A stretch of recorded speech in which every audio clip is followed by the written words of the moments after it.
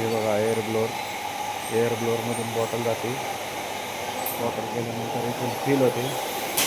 1 लिटरची सेटिंग लावलेली आहे. फील होते. फील झाल्यानंतर इथं कॅपिंग होते. हा बघा यांचा पूर्ण प्लांट.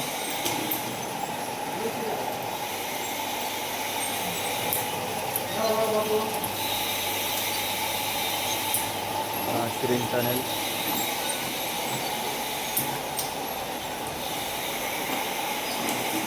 RO system. हा ऑटो बॅकवॉश SS चा 1000 लिटरचा RO आहे. ही टाकी आहे.